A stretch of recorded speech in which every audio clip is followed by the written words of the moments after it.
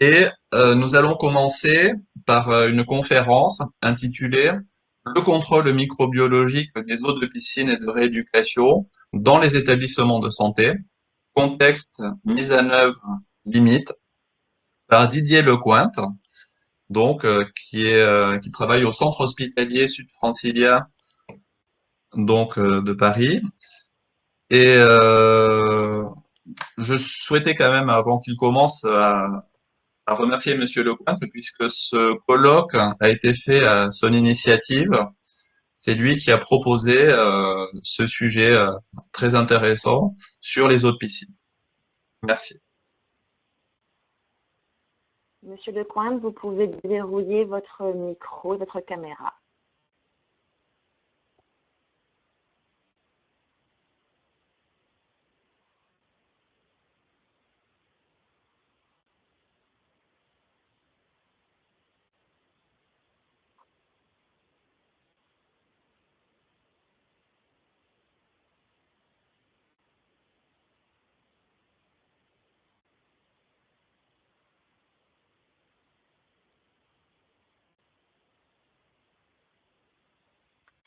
Alors, sous votre photo, normalement, vous avez deux petites icônes, une petite icône caméra et une petite icône micro qui sont rouges et qui sont barrées. Et si vous cliquez dessus, normalement, vous allez voir, il y aura un petit trou voilà, qui se met en route. Voilà, je n'avais pas vu. Là, je pense que vous m'entendez. Très bien. Bon, super. D'abord, merci beaucoup. C'est très aimable, Monsieur Lazer. J'ai juste donné l'idée. Je trouve que j'ai pas été très opérationnel dans l'organisation. J'espère que vous voudrez bien m'en excuser. Je vous remercie également de me laisser l'occasion de discuter de ce sujet donc que j'essaie de pratiquer, qui est le contrôle microbiologique des eaux de piscine et de rééducation dans les établissements de santé. Et je vais essayer de vous exposer le contexte, la mise en œuvre et les limites. Alors, la petite flèche en bas que je ne trouve pas, ça doit être ça. Oui, voilà, c'est ça. Alors, en introduction, alors on trouve un excellent référentiel sur ce contexte, sur les eaux de piscine et de rééducation, qui est celui du... Voilà, je mets le pointeur, je pense que vous voyez la flèche, qui est le référentiel du Séclin Sud-Ouest, publié en mai 2016 sur la surveillance microbiologique de l'environnement dans les établissements de santé. Alors, c'est lui qui nous indique que un contrôle microbiologique, c'est d'abord un prélèvement, et notamment, on y reviendra, un échantillonnage avec un plan d'échantillonnage, et ensuite une analyse et des résultats validés. Dans le cas des eaux de piscine et de rééducation, l'objectif est d'assurer la qualité microbiologique des eaux utilisées dans le service de rééducation fonctionnelle, ce qui comprend non seulement les piscines, mais aussi les bains à remous, mais aussi également les douches, notamment les douches à jet et les douches du vestiaire du service. Alors, la page 5 a du mal à arriver. Voilà. Alors, en fait, on avait déjà un référentiel qui s'appelle l'eau dans les établissements de santé, qui datait de 2005 et qui a été publié par le ministère de la Santé, et dans lequel ces eaux sont positionnées dans les eaux spécifiques qui sont traitées au sein de l'établissement de santé et répondant à des critères définis en fonction des usages. Et celui que je viens de vous citer, le référentiel du Séclin Sud-Ouest, positionne de la même façon les eaux de piscine. En termes d'autres référentiels, on a le LabGTA 23, qui est un document COFRAC. C'est un guide technique d'accréditation de la section laboratoire qui traite des eaux des établissements de santé et où là, assez curieusement, les eaux de piscine ne sont pas citées. Et puis enfin, un groupe de travail AFNOR existe et qui essaie de rédiger un fascicule de documentation sur les eaux des établissements de santé. Et là, cette fois-ci, les eaux de piscine et de rééducation ne seront pas oubliées. Alors, ce contrôle microbiologique doit s'inscrire dans une surveillance microbiologique globale d'un établissement de santé. Et celui-ci vise à évaluer les écosystèmes de base pour prévenir les infections et améliorer l'hygiène. On peut d'abord faire une surveillance programmée, c'est-à-dire inclure ce contrôle microbiologique dans un programme de surveillance qui est donc organisé, planifié avec un échéancier, et il doit faire partie du programme global d'action de lutte contre les infections nosocomiales. Il faut opposer cette surveillance programmée à toute action menée dans le cadre de gestion de crise. Or, dans le cadre de celle-ci, les prélèvements vont être organisés sans planification préalable. Il va falloir parer à l'urgence. Et la crise, ça peut être aussi bien la détection de cas groupés, et la vraie question, c'est s'agit-il d'une véritable épidémie, ou encore simplement l'obtention de résultats non conformes qui sont obtenus par une surveillance programmée. Alors, dans ce cas-là, les contrôles microbiologiques ont plusieurs buts. Il s'agit soit d'établir un lien entre les patients pour savoir s'il s'agit de cas fortuits ou d'une épidémie, soit de trouver une origine environnementale, mais ça peut être aussi de démontrer l'efficacité de la mise en œuvre des premières mesures correctives. Alors, le contexte de ce contrôle microbiologique, c'est quoi? C'est d'abord les dénombrements microbiologiques. C'est tout de même une technique assez particulière. On doit faire 4 à 5 dénombrements microbiologiques. D'abord celui de la flore aérobie revivifiable à 36 degrés, plus des micro-organismes marqueurs dont on nous donne une liste assez précise. On en a 3 ou 4. Le staphylocoque doré, Escherichia coli, le piocyannique et, uniquement pour les bains à remous et les douches, Legionella pneumophila. Dans tous les cas, on aura une déclaration de conformité à rendre. Et cette déclaration de conformité sera rendue en fonction du dépassement ou non de la valeur de dénombrement par rapport à ou bien un niveau exigé ou bien une valeur cible. Alors on voit que les termes changent en fonction des référentiels. On parle de niveau exigé pour l'eau dans les établissements de santé et de valeur cible pour le document du Séclin Sud-Ouest. Heureusement, ce sont les mêmes valeurs. On doit être à moins de 100 unités pharmacolonie par millilitre pour la flore aérobie, inférieur ou égal à 1 pour 100 millilitres pour les coliformes, le staphylocoque doré et le piocyannique. Et pour les légionnelles, on doit être inférieur au seuil de détection. Avec la technique actuelle, ça veut dire qu'on doit être inférieur à 10 unités pharmacolonie par litre. Le problème, c'est que, en réalité, les dénombrements microbiologiques dans les eaux suivent la loi de Poisson. C'est très bien expliqué dans la norme 81-99 qui s'intéresse aux lignes directrices générales pour le dénombrement des micro-organismes sur milieu de culture pour la qualité de l'eau. Et qu'est-ce qu'elle nous indique? Elle nous indique que si on fait un dénombrement et qu'on obtient un résultat entre 10 et 200 ou 300 UFC par gélose, eh bien, en fait, on va considérer que le dénombrement est juste. Mais si on est inférieur à 10, et on voit que certains niveaux exigés sont bien inférieurs à 10, eh bien, la fidélité du résultat est très faible, à tel point qu'à moins de 4, c'est-à-dire pour les valeurs de 1, 2 ou 3, eh bien, on ne peut pas garantir ce résultat et on ne devrait pas rendre ce chiffre-là. On devrait rendre inférieur à 4 et utiliser le simple mot de détection. Alors ça va poser quelques problèmes. Et quand on retourne dans les textes, dans l'eau dans les établissements de santé, on constate qu'il y a un avertissement liminaire qui nous indique que finalement, le rôle des germes hydriques dans la survenue d'infections nosocomiales est assez mal connu.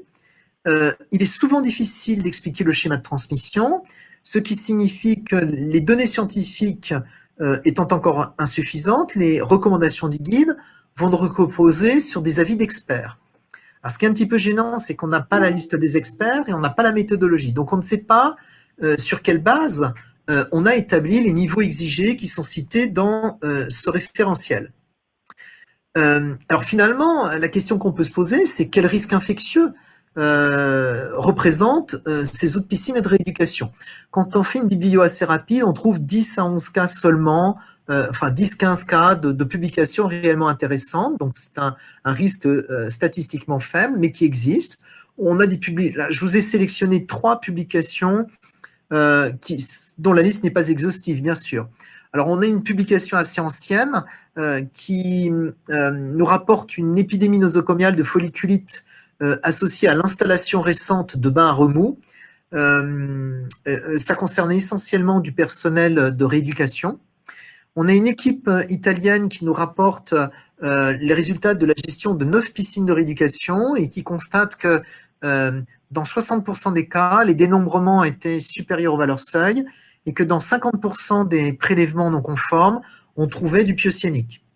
Et puis on a également une étude hongroise qui nous rapporte une épidémie nosocomiale de cryptosporidiose avec 35 cas sur 191 résidents dans un établissement de rééducation qui prenait en charge des enfants ayant subi une transplantation d'organes et leurs familles. Donc, vous le voyez, c'est un risque faible, mais qui peut, dans certains cas, qui concerne les immunodéprimés et qui peut tout de même amener à des choses rapportant à plus que de simples désagréments. Alors, qu'en est-il de la mise en œuvre? On constate que les textes ne nous donnent rien sur les plans d'échantillonnage, ce qui est un petit peu gênant parce qu'un plan d'échantillonnage doit comprendre un certain nombre de points de prélèvement et finalement, on ne nous donne pas spécifiquement la démarche à suivre, que l'on ait ou bien un couloir de rééducation comme dans mon établissement, où c'est un couloir de rééducation qui fait 10 mètres de long sur 2 mètres de large et qui n'a rien à voir avec une piscine de rééducation comme on peut trouver au centre de rééducation de Coubert, qui, elle, n'a rien à envier avec les piscines olympiques. Et j'ai du mal à imaginer qu'on prélève le même nombre de points de prélèvement pour représenter le volume total de ces 2 piscines. Par contre, on a un texte sur les conditions de prélèvement. Il s'agit d'un fascicule de documentation relatif au prélèvement de toutes les eaux, qu'il s'agisse des eaux des établissements de santé ou encore des eaux de rivières, de plages. Alors, on nous dit que le préleveur doit avoir les mains propres, qu'il doit avoir des surchaussures, qu'il doit effectuer une traçabilité complète de tout ce qu'il doit renseigner sur site, donc une fiche de prélèvement assez détaillée. On nous dit également dans l'eau dans les établissements de santé que pour les piscines de rééducation des établissements de santé, le prélèvement doit se faire hors présence humaine, le matin avant l'arrivée des patients. Par contre, on nous dit qu'on peut tout de même, si on le fait en présence humaine, avoir une tolérance pour l'interprétation des niveaux, mais on ignore quelle va être l'étendue ou le périmètre de cette tolérance. On nous demande de noter tout un tas de choses, de faits importants, d'incidents, notamment les travaux, les surchlorations dans les 48 heures précédant le prélèvement. On nous précise bien que le flaconnage de microbiologie doit être stérile à l'intérieur, stérile à l'extérieur, qu'il doit être donc conditionné pour maintenir cette stérilité jusqu'au prélèvement, ce qui signifie en fait qu'il doit être dans un emballage stérile et que forcément il doit être manipulé avec des gants à usage unique stériles. Le prélèvement doit être fait depuis le bord de la piscine à l'aide d'une canne de prélèvement. On nous précise bien qu'il doit être effectué loin du point d'arrivée d'eau pour garantir un bon mélange de l'eau et un résiduel de désinfectant homogène. Par contre, on nous précise bien aussi, ce texte nous précise bien aussi qu'on va faire le prélèvement directement dans le flacon de prélèvement stérile, sans faire déborder, en laissant un volume d'air d'environ 1/10. Et on nous précise bien qu'il ne faut surtout pas toucher avec les doigts le col et l'intérieur du bouchon. Ça paraît évident, mais c'est déjà précisé. Par contre, vous voyez, le texte du Séclin Sud-Ouest n'est pas tout à fait dans le même positionnement. Il nous dit qu'on doit effectuer le prélèvement en subsurface, c'est-à-dire entre -10 et -30 cm de la surface de l'eau, à l'opposé de l'arrivée d'eau, en sens inverse du flux. Et là, on nous propose 2 flacons. Un flacon neutre, qui doit être stérile à l'intérieur, et stérile ou désinfecté à l'extérieur. Et cette fois-ci, on nous indique qu'on doit plonger à l'horizontale et qu'on doit le redresser selon le geste du semeur jusqu'à ce que le volume d'eau recueilli soit suffisant. OK. Et on nous propose ensuite de transvaser dans un autre flacon, aseptiquement dans un flacon stérile avec un neutralisant. On ne nous indique pas si ça doit être effectué sur site ou dans le laboratoire. Alors voici le geste du semeur, vous voyez, ça n'a rien à voir avec la pratique de la canne de prélèvement. Alors le FDT 90521 précise également les conditions de transport des échantillons, donc le plus vite possible, que le temps maximal doit être conforme aux normes analytiques en vigueur, sinon aux normes d'échantillonnage.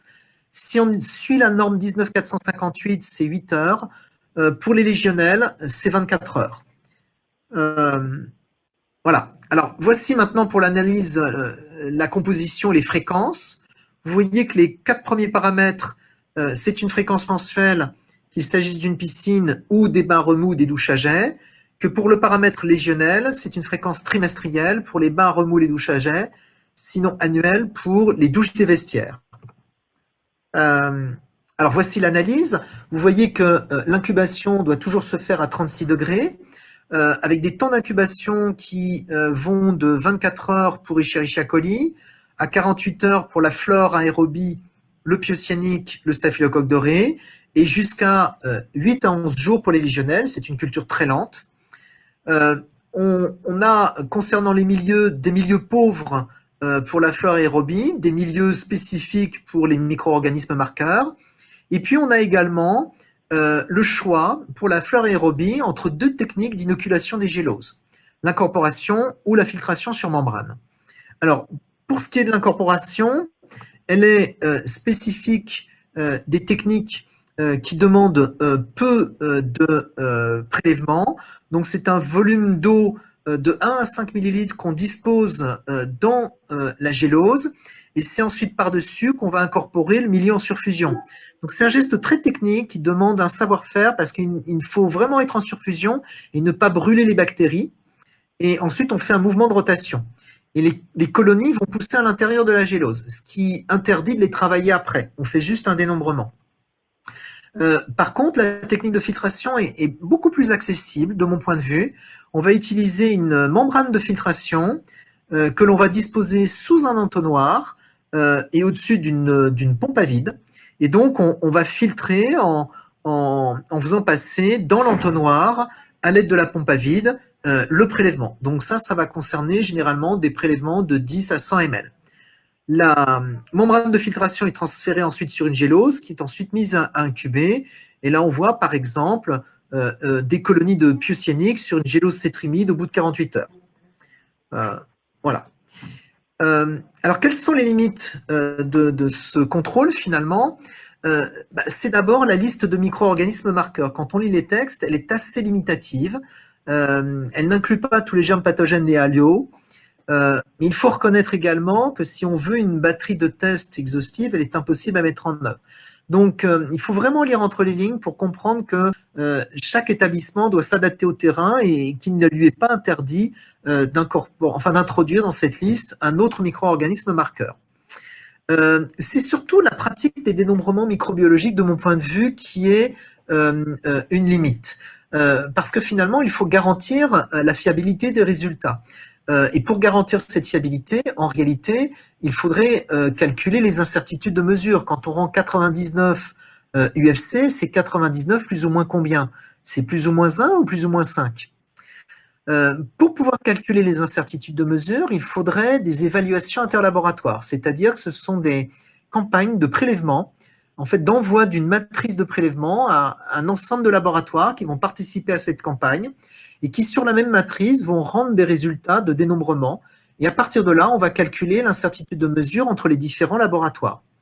Mais à ma connaissance, aucun laboratoire n'organise d'évaluation, ne propose d'évaluation interlaboratoire pour ce type de paramètres.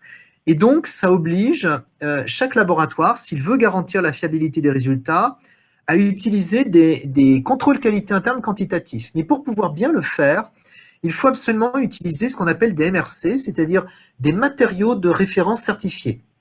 Alors, il s'agit de souches de référence qui sont titrées et dont le titre est garanti parce que le laboratoire fabricant est accrédité selon la norme 17034. Et si on n'utilise pas ces MRC, alors on ne peut vraiment pas garantir la fiabilité des résultats. Alors pourquoi? Parce qu'effectivement, dans l'interprétation, on voit qu'on est non conforme pour la flore dès 100 UFC. Donc quand on est à 99, encore une fois, c'est 99 plus ou moins combien? Et que pour les micro-organismes marqueurs, on est non conforme dès 2 UFC. Or, vous avez vu, normalement, on ne devrait pas rendre un résultat inférieur à 4. On devrait rendre juste détection. Donc là, on est dans une situation binaire de tout ou rien, qui ne tient compte ni de la loi de Poisson, ni des incertitudes de mesure, sans que l'on connaisse l'impact réel sur le risque infectieux. De mon point de vue, la notion de valeur seuil n'est pas pertinente pour les dénombrements microbiologiques, et je considère qu'il faudrait plutôt proposer les notions de niveau cible, d'alerte ou d'action. Alors le niveau cible, c'est le niveau que l'on souhaiterait atteindre, le niveau idéal nous permettant de garantir que l'on maîtrise le système que l'on étudie. C'est-à-dire on maîtrise aussi bien le petit couloir de rééducation que la grande piscine olympique. Le niveau d'alerte, c'est un niveau qui va nous permettre de détecter des dérives. Quelques petites dérives qui ne nous empêchent pas d'utiliser la piscine de rééducation, mais qui nous incitent à nous poser des questions, éventuellement prendre des premières mesures correctives. Et puis le niveau d'action, c'est vraiment le niveau qu'on souhaite ne jamais atteindre. C'est le niveau qui nous démontre que on ne maîtrise rien en fait. Et on ne peut pas garantir qu'il n'y a pas de danger. Donc, de ce point de vue-là, il faudrait arrêter le fonctionnement de la piscine de rééducation et prendre immédiatement des mesures correctives après avoir effectué une analyse des causes. Alors, comment les calculer? C'est à chaque établissement de santé, de mon point de vue, de le faire. Il faut faire une analyse des causes et une analyse de risque, pardon, établir une carte de contrôle, c'est-à-dire calculer la moyenne d'au minimum une vingtaine de valeurs pour donner le niveau cible. Et en faisant moyenne plus 2 écarts types, on obtient un niveau d'alerte, moyenne plus 3 écarts types, un niveau d'action. Et ceci permettrait finalement à chaque établissement de santé de s'adapter à sa piscine dans ses dimensions, plutôt que d'utiliser une notion binaire, une règle de tout ou rien. Ce qui nous permettrait finalement, au-delà de la déclaration de conformité, d'émettre des avis pertinents en sachant qu'un avis, c'est la conduite à tenir. Et la conduite à tenir, le client du laboratoire, il en a besoin. Et cette conduite à tenir, dans tous les cas, en fonction des situations, ça va être ou bien une désinfection thermique, si c'est possible, à plus de 70 degrés, mais dans ces cas-là, il faut vraiment arrêter l'installation, ou bien ça peut être simplement l'injection de biocides comme effectuer une chloration, ce qui n'interdit pas l'utilisation de l'installation. En conclusion, je vous dirais simplement qu'il s'agit d'une analyse qui est accessible au laboratoire, mais au laboratoire tout de même qui vont pratiquer et surtout maîtriser cette notion de dénombrement microbiologique. Et là, vraiment, j'insiste bien sur la maîtrise de la norme 80-99 qui nous donne beaucoup d'indications sur la microbiologie de l'eau. Quelles seraient les évolutions probables ou souhaitables? Vous l'avez compris, c'est très probablement passer de ces niveaux exigés ou valeurs cibles avec une loi de tout ou rien, avec des niveaux cibles d'alerte et d'action qui vont permettre à chaque établissement de santé de s'adapter et surtout de s'approprier son système à lui. Ça devrait nous permettre de calculer des incertitudes de mesure, mais à la condition de mettre en œuvre des évaluations interlaboratoires. Et puis, la question de l'accréditation par le COFRAC est très intéressante, car on voit que pour ce qui est de la recherche et du dénombrement des légionnels dans l'eau, elle est obligatoire. Il faut suivre la norme NFT 90 431.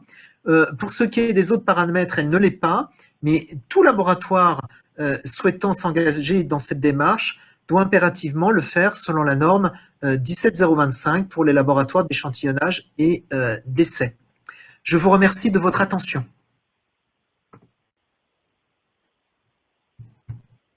Merci Monsieur Lecointre pour cette présentation très claire.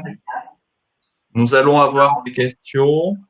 Alors, est-ce que nous pourrions donner la parole à Monsieur Rodrigue Le Thor? Ah ben voilà, la question est posée. Donc, je vous laisse répondre.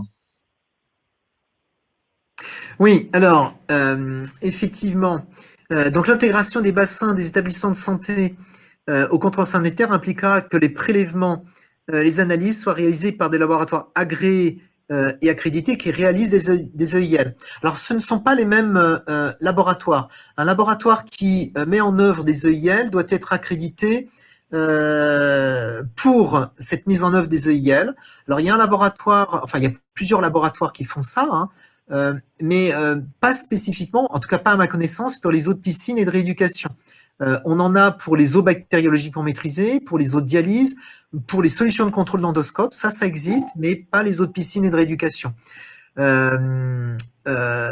Sur la mise en œuvre des pardon, du contrôle microbiologique des eaux de piscine, comme je l'ai indiqué dans ma dernière diapo, il n'y a pas besoin d'être accrédité COFRAC, mais vous le voyez, malheureusement, de mon point de vue en tout cas, on n'a pas de garantie sur la qualité du dénombrement microbiologique. Et c'est probablement là où, de mon point de vue, on reste un peu sur sa faim.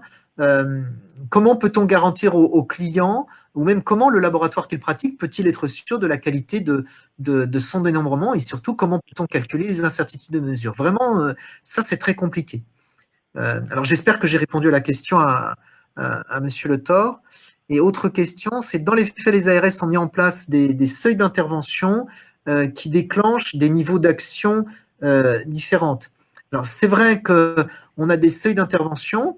Je suis incapable de vous dire si le seuil d'intervention de 100 UFC pour la flore aérobie revivifiable est pertinent ou pas, mais encore une fois, on est confronté aux incertitudes de mesure. Est-ce que la valeur de 2, vous voyez, pourquoi 2 et pourquoi pas 1 ou pourquoi pas 3 pour le staphylocoque doré, le piocyannique et Escherichia coli sont justifiés? C'est compliqué. Vraiment, on est au dépourvu. Et je n'ai pas eu l'occasion d'en discuter avec les ARS, mais ce qui est compliqué, c'est de se dire finalement, à 1, tout va bien, à 2, rien ne va plus. Et c'est ça que je trouve un petit peu dommage. C'est pour ça que j'en reviens toujours à ces niveaux d'alerte, enfin ces niveaux de cible d'alerte et d'action.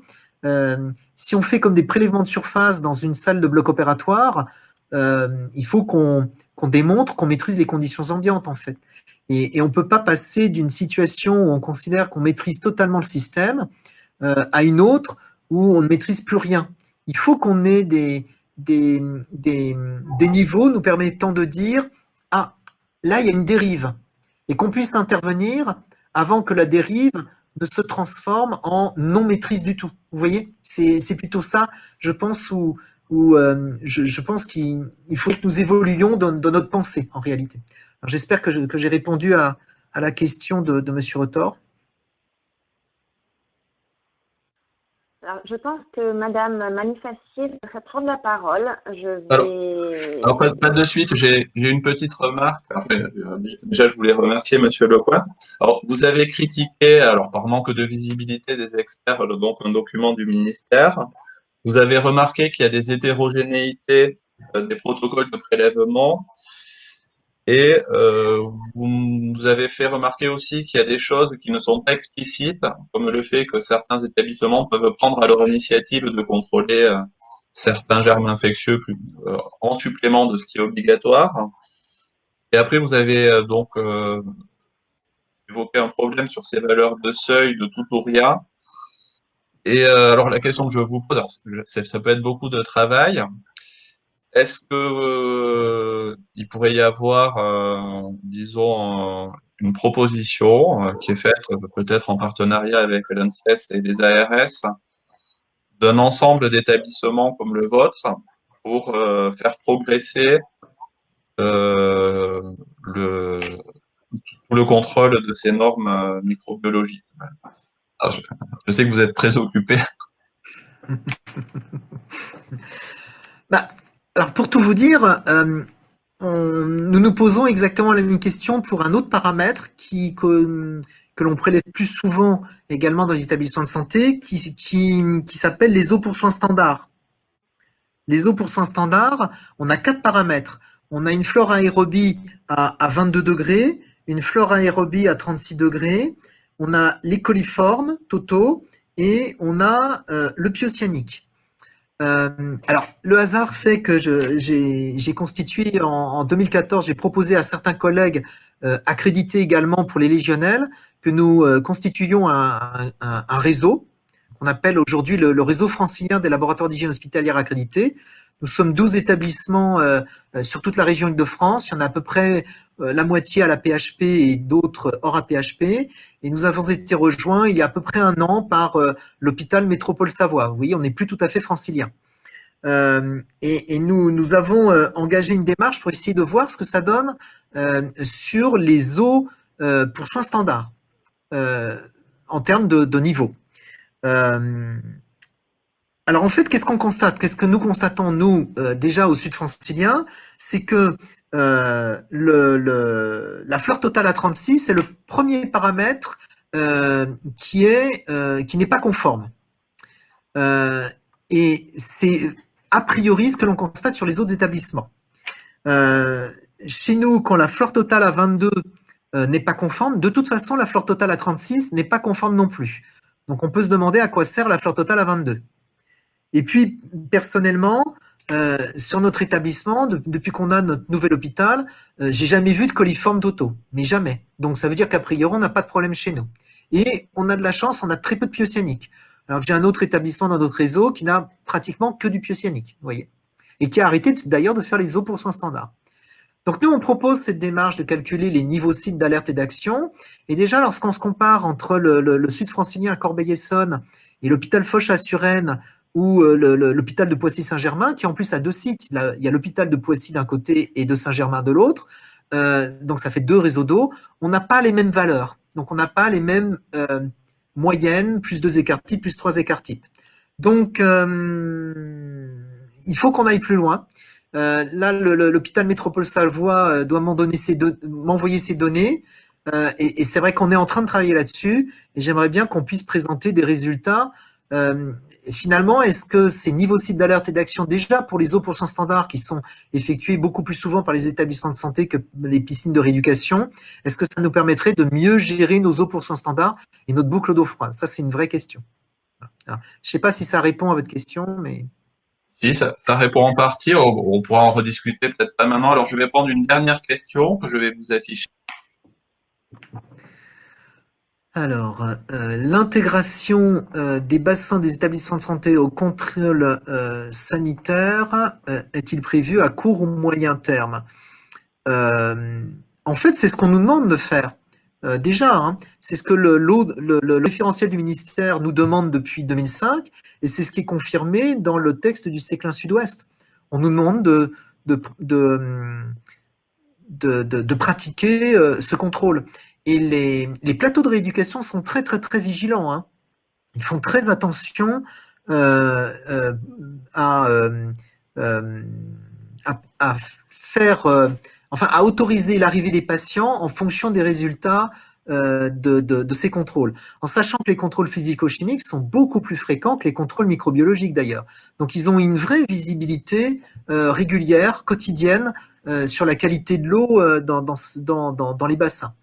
Après, je pense que ça va dépendre de l'établissement de santé et en fait de la population de patients qui intègrent les bassins. Dans mon établissement, ce sont essentiellement des patients de cardiologie. Donc, ce n'est pas des immunodéprimés, vous voyez. Bon, j'espère que j'ai répondu à la question de Madame Manifacier, mais pour moi, c'est déjà fait. Alors, j'ai affiché une remarque de Monsieur Le Thor. D'accord. Donc, je vous remercie à nouveau pour cet exposé très pointu, on va dire, très précis et très critique, mais c'est bien. Et Merci beaucoup. nous allons maintenant